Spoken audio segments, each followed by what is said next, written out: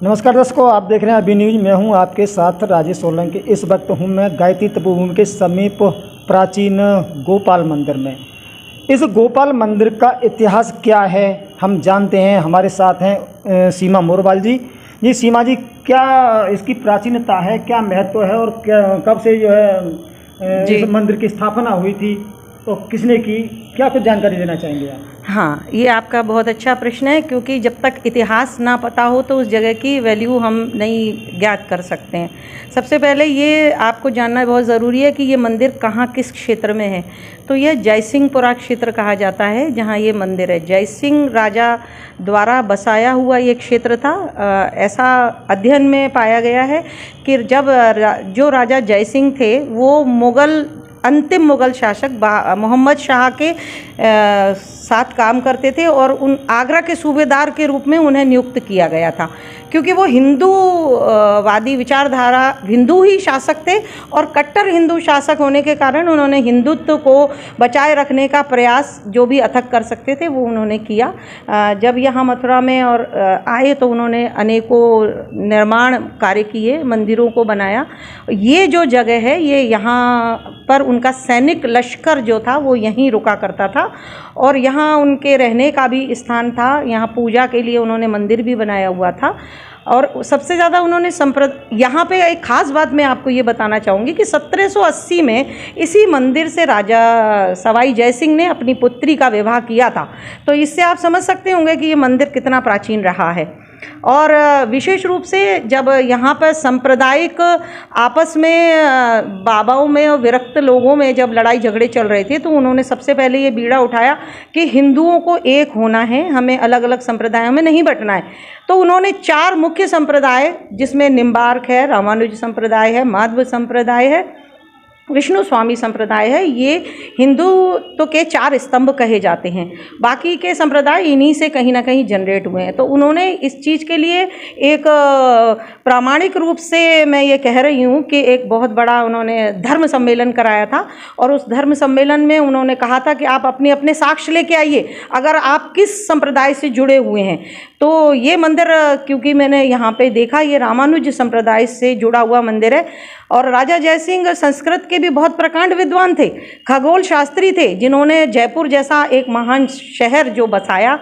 तो यहाँ भी उन्होंने अपने, क्योंकि वो 1775 में, 1780 के बाद 1785 में उन्होंने जयपुर नगर को बसाया, तो वो वहाँ जाके व्यस्त हो गए थे। तो उन्होंने यहाँ इस मंदिर और यहाँ की जो भूमि थी वो यहाँ के सेवायतों को ही दे दी थी, जिनका नाम मांगेलाल जी था। और आगे उन्हीं के द्वारा सभी सेवायत अनवरत इस मंदिर की पूजा उपासना करने के लिए उन्होंने अधिकारी बना दिए थे। सबसे पहले राजा जयसिंह ने अपनी पुत्री की शादी इसी मंदिर से की थी, उसके बाद में भी यहाँ पर कुछ शादियाँ भी होती थी। हाँ जी, बिल्कुल। ये जब हम इतिहास के तथ्य को जानना नज़दीक से चाहते हैं तो केवल पुस्तकों को ही प्रमाण नहीं माना जाता है, अनुश्रुति और जनश्रुतियों को भी सुना जाता है कि वहाँ रहने वाले लोग क्या कहते हैं उस जगह के क्षेत्र में।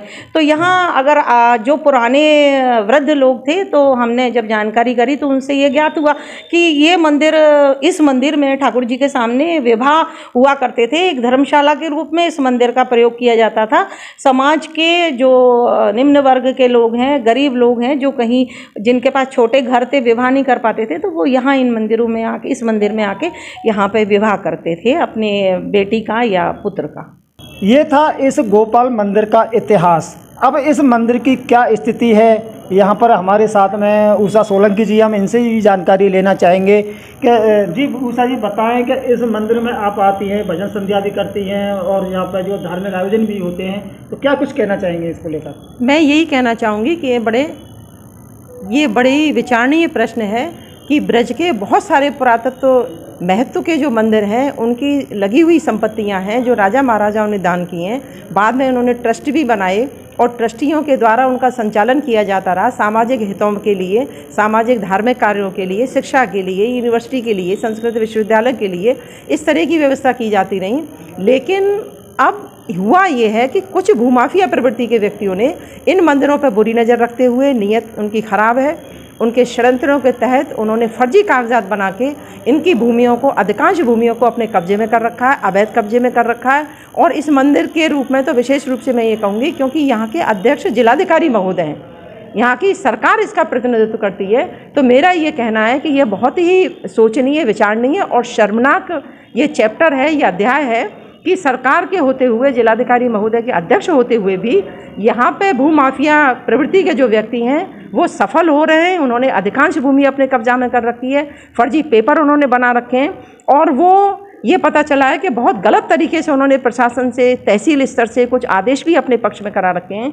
तो मेरा ये निवेदन है कि जिलाधिकारी महोदय को व्यक्तिगत रूप से अपनी कमेटी बनाकर प्रशासनिक रूप से इस बात की जांच करनी चाहिए, निष्पक्ष जांच करनी चाहिए और शीघ्र करनी चाहिए, जिससे कि अवैध भूमि को ये मुक्त कर सके और गोपाल जी मंदिर में वो अटैच्ड हो सके और धार्मिक कार्यों के लिए, सनातन कार्यों के लिए इस भूमि का प्रयोग हो सके। ट्रस्टी है और ट्रस्ट के जो अध्यक्ष हैं वो हैं मथुरा के जिलाधिकारी।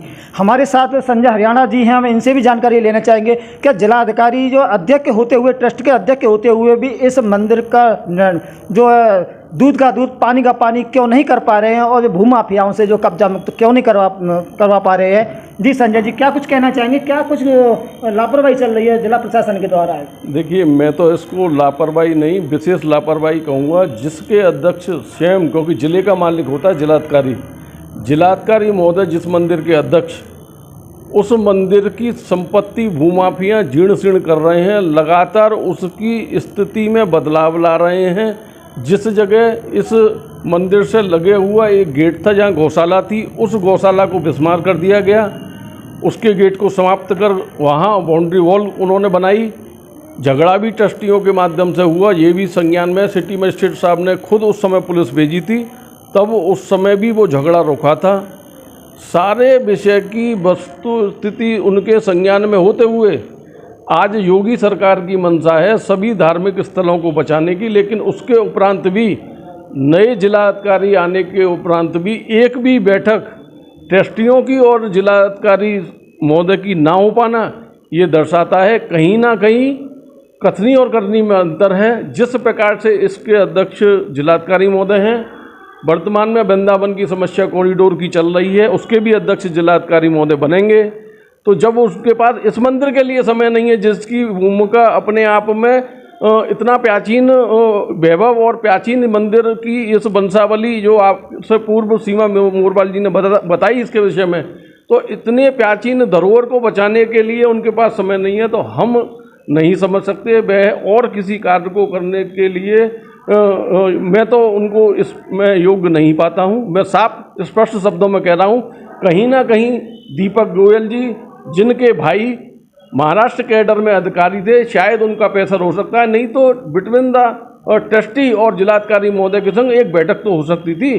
4 पत्र हमने साथ में जाकर ट्रस्टियों के दिए हैं जिलाधिकारी महोदय को, एक बैठक के लिए उनके पास समय नहीं है। इस मंदिर की फाइल सिटी मजिस्ट्रेट महोदय के पास में रहती है, वो एजेंडा हमारा उनके पास मौजूद है, लेकिन बैठक की तिथि निश्चित ना होना दर्शाता है कि कहीं ना कहीं दाल में काला नहीं, पूरी दाल ही काली है। मैं इसलिए कह रहा हूँ, इससे पूर्व जो हमारे जिला अध्यक्ष मतलब डीएम साहब थे, शैलेंद्र सिंह जी ने एक रिपोर्ट मंगवाई थी। यहाँ के जो लेखपाल हैं हजारी लाल जी, एक ही मंदिर प्रांगण की उन्होंने 2 रिपोर्ट उन्होंने यहाँ दाखिल की। एक रिपोर्ट में मालिक ठाकुर जी की संपत्ति दर्शाई और दूसरे में वो दर्शा रहा है उसी मंदिर से संबंधित में कि अवैध कब्जे वाले स्वराज दत्ता गोयल जी इसकी मालिक हैं। ये देखते हुए मजबूरियाँ क्या है जिला प्रशासन के सामने, क्या वो जो है क्या सफ़ेद पोशों के जो दबाव में, या क्या कारण है? कुछ समय पहले आपने एक मंदिर को जो है भूमाफियाओं से मुक्त कराया, वो है भूतेश्वर के समीप बद्रीनाथ मंदिर। काफ़ी आपका जो प्रयास रहा, काफ़ी आपका संघर्ष रहा और आपने और भूमाफियाओं के चंगुल से बचाया, तो क्या जिला प्रशासन साथ नहीं दे रहा है, या फिर जिला प्रशासन जो है सफ़ेद पोशों के दबाव में? अखिल भारत हिंदू महासभा लगातार सनातन संस्कृति की धरोहरों को बचाने के लिए कार्य करती है, चाहे वो ठाकुर गोपाल जी मंदिर हो, चाहे देवी आर्ट्स का मंदिर हो, चाहे उससे पूर्व भी कई मंदिरों की श्रृंखला रही हो और वर्तमान में ठाकुर गोपाल जी मंदिर। लेकिन यहाँ स्थिति उसके उलट है। यहाँ जिलाधिकारी शासन की सबसे बड़ी बॉडी, सबसे बड़ा अधिकारी जिसके अध्यक्ष हैं, वो अपनी संपत्ति को नहीं बचा रहे। निश्चित तौर पर मैं ये पा रहा हूँ, क्योंकि कमिश्नर साहब से भी हम मिले और उसके उपरांत पूर्व जो डीएम साहब ने भी एक पत्र लास्ट मौका देते हुए, नहीं तो उन्होंने सिटी मजिस्ट्रेट साहब से कहा था कि ऐसे लोगों के खिलाफ आप एफआईआर करिए। 7 दिन के लिए नायब तहसीलदार साहब को एक पत्र उन्होंने दिया, उस पर रिपोर्ट मांगी। आज 7 महीने उपरांत भी वह रिपोर्ट का नाना दर्शाता है कि सारे अधिकारियों की कहीं ना कहीं किसी स्तर पर मिलीभगत है। मिलीभगत हो सकती है सभी जो है प्रशासनिक अधिकारियों की? आप खुद, मैं आपके चैनल के माध्यम से पूछना चाहता हूं, सारे अधिकारियों से, तहसीलदार से पूछना चाहता हूं, जब उनके मालिक जिलाधिकारी हैं जो कह रहे हैं 7 दिन में रिपोर्ट दीजिए, वो 7 महीने में रिपोर्ट नहीं दे रहे, तो इसका मतलब तो यही है ना, सारे अधिकारी आपस में मिले हुए हैं।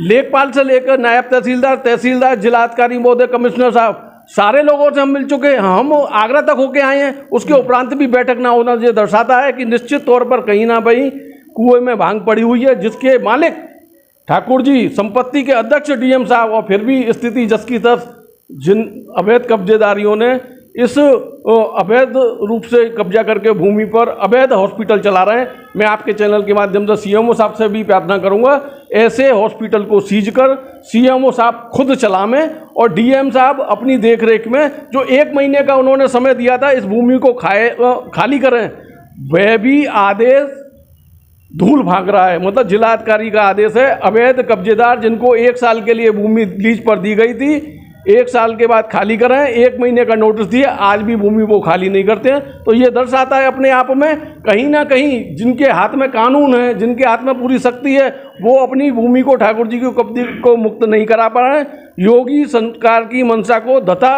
दिखा रहे हैं ऐसे आदेश। तो निश्चित तौर पर अगर हमारे मैं पुनः डीएम साहब से आपके चैनल के माध्यम से भी अपील करूँगा, एक बैठक वह निश्चित तौर पर ट्रस्टियों के साथ करें, होती है तो ठीक, नहीं तो निश्चित तौर पर आगे की जो भी है स्थिति, जैसे इनके ऊपर कमिश्नर, उसके बाद में जो भी अधिकारी हम वहाँ जाएंगे, उसके बाद में हम योगी जी से भी मिलेंगे कि आपके जो आदेश हैं संपत्तियों को बचाने के, भू संपत्ति ऐसी जो कि राष्ट्रीय और धरोहर है ठाकुर जी की, उनको बचाने की आपके ही अधिकारी आपके आदेशों को पलीता लगा रहे हैं। उनके संज्ञान में भी ये बात हम डालने के लिए निश्चित तौर पर हम लखनऊ भी जाएंगे।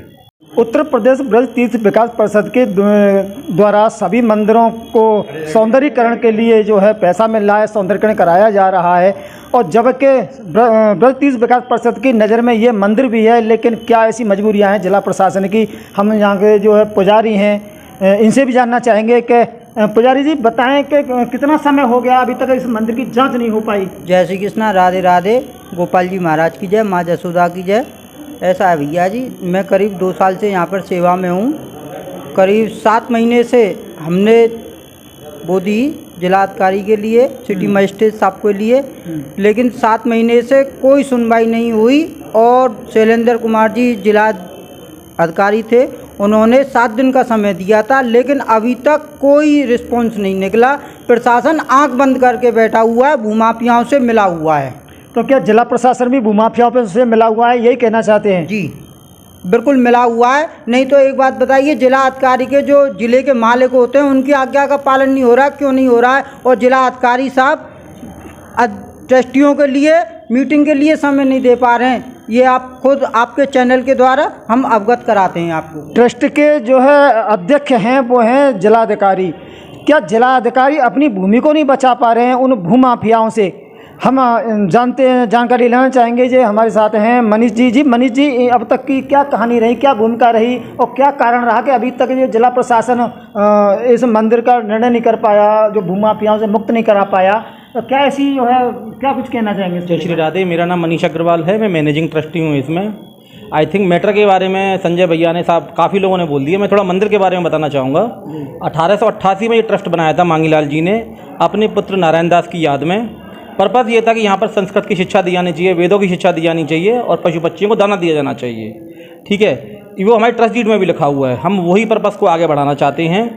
दीपक गोयल जी के फादर ने 1954 में ये भूमि 1 साल के लिए हमसे किराए पर ली थी, बट फर्जी तरीके से 2018-19 के आसपास दीपक गोयल जी ने, जो ज्ञानेंद्र गोयल जी के लड़के हैं, अपनी माता जी के नाम जो 2011 में एक्सपायर हो गई हैं, इस भूमि को म्यूटेशन करवा लिया। सारे फर्जी डॉक्यूमेंट लगाए हैं। कमिश्नर साहब, डीएम साहब, सिटी मजिस्ट्रेट साहब, सबकी नॉलेज में ये मैटर है। हम प्रार्थना करते हैं सर से कि सर जिस तरह से वृंदावन में कॉरिडोर का मैटर चल रहा है, हम उसका अधिग्रहण करना चाह रहे हैं मंदिर का, इस मंदिर पर भी ध्यान दीजिए। तीर्थ विकास परिषद भी इस मंदिर पर ध्यान दे। इस पूरी भूमि के लिए एक प्रस्ताव लेके आया तीर्थ विकास परिषद। यहाँ पर कोई सोशल एक्टिविटीज़ हों, जैसे वृंदावन में तटीय स्थान है, वहाँ कोई कॉमर्शलाइजेशन नहीं है, सिर्फ सामाजिक कार्यों के लिए वो जगह यूज होती है, भक्ति भावना के लिए।